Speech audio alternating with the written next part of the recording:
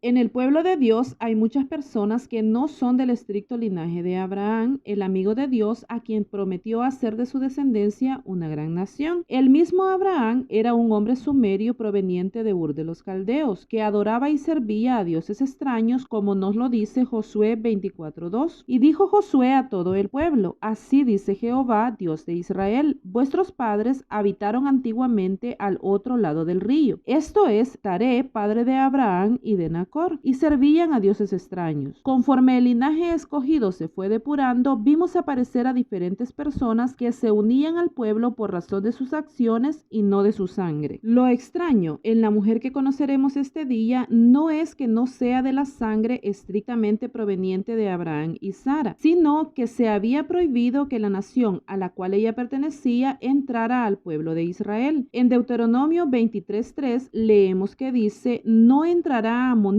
ni moabita en la congregación de Jehová, ni hasta la 10ª generación de ellos. No entrarán en la congregación de Jehová para siempre. Los amonitas son los descendientes de Ben-Ammi, el hijo menor de Lot, que tuvo con su hija cerca de Zoar, después de la destrucción de Sodoma y Gomorra. Se les consideraba parientes de Israel por haber sido Lot sobrino de Abraham. Los israelitas tenían orden de tratarlos con bondad, nos lo dice Deuteronomio 2:19. Y cuando te acerques a los hijos de Amón, no los molestes, ni contiendas con ellos, porque no te daré posesión de la tierra de los hijos de Amón, pues a los hijos de Lot la he dado por heredad. Si este era el mandato de Jehová Dios para el pueblo, ¿qué fue lo que sucedió? ¿En qué momento se convirtieron en no gratos? Si recuerdas a un asna que habló, y más aún, si recuerdas a un hombre llamado Balaán que entabló conversación con ella, entonces sabes el momento preciso. Deuteronomio 23:3-6 dice: no entrará amonita ni moabita en la congregación de Jehová, ni hasta la 10ª generación de ellos. No entrarán en la congregación de Jehová para siempre, por cuanto no salieron a recibir con pan y agua al camino, cuando saliste de Egipto, y porque alquilaron contra ti a Balaán, hijo de Beor, de Petor, en Mesopotamia, para maldecirte. Mas no quiso Jehová tu Dios oír a Balaán, y Jehová tu Dios te convirtió la maldición en bendición, porque Jehová tu Dios te amaba. No procurarás la paz de ellos, ni su bien en todos los días para siempre. El pueblo israelita estaba de paso. Sin embargo, los amonitas y moabitas sintieron tan gran desconfianza de ellos que les procuraron maldición. Por la bondad de Dios sucedió lo contrario. Habiendo conocido un pequeño preámbulo de los antecedentes de esta mujer, conozcamos ahora sí a Ruth, conocida como la Moabita. Figura un libro que lleva su nombre en el Antiguo Testamento. Ruth fue esposa de Malón. Así lo dice Ruth 4:10. Y que también tomo por mi mujer a Ruth la Moabita, mujer de Malón. Este matrimonio, que transgredía las leyes de Dios, sucedió porque Elimelech y Noemí decidieron evadir el juicio de hambruna que Dios hacía contra su tierra y se fueron a vivir a las tierras de Moab con sus 2 hijos, Kelión y Malón, como nos lo dice Ruth 1:1. En los días que gobernaban los jueces, que hubo hambre en la tierra, y un varón de Belén de Judá fue a morar en los campos de Moab, él y su mujer y 2 hijos suyos. El periodo de los jueces comprendió desde la muerte de Josué hasta la monarquía, es decir, entre los años 1200 y 1020. La vida del rey David es convencionalmente datada en los años 1040 a 970. Así que Ruth, su bisabuela, tendría un probable año de nacimiento poco antes del 1100, todo lo anterior contando antes de Cristo. Las películas y el judaísmo la han romantizado mucho para hacerla encajar en las mujeres virtuosas de las escrituras sagradas y para hacerla digna de aparecer en la genealogía del rey David y posteriormente en la de Jesucristo. Cosas como que era hija del rey de Moab o sacerdotisa en el templo de Quemos, su dios, y que además su matrimonio con Malón no duró más que unos pocos días, en los cuales ni siquiera hubo tiempo para consumar el matrimonio, son información obtenida de forma muy rebuscada para querer arreglar los renglones que Dios ha dispuesto en su grandiosa soberanía. La Biblia no dice qué edad tenían los hijos de Noemí cuando fueron llevados a Moab, pero comprendemos que eran lo suficientemente pequeños como para que sus padres decidieran por ellos y como para estar solteros al momento de salir de Belén para Moab. El texto texto es también un poco escueto, pero inferimos que vivieron en Moab algún tiempo, quizá unos años, y murió Elimelech, y después de su muerte sus 2 hijos se casaron con mujeres de esa tierra. Estuvieron casados unos 10 años y murieron ambos muchachos. Si no fue al mismo tiempo, fue con muy poca diferencia. La Biblia omite decirnos a qué se debió su muerte, y aunque sí queremos saberlo, la historia en realidad se trata de Ruth, Noemí y Booz, y no de las personas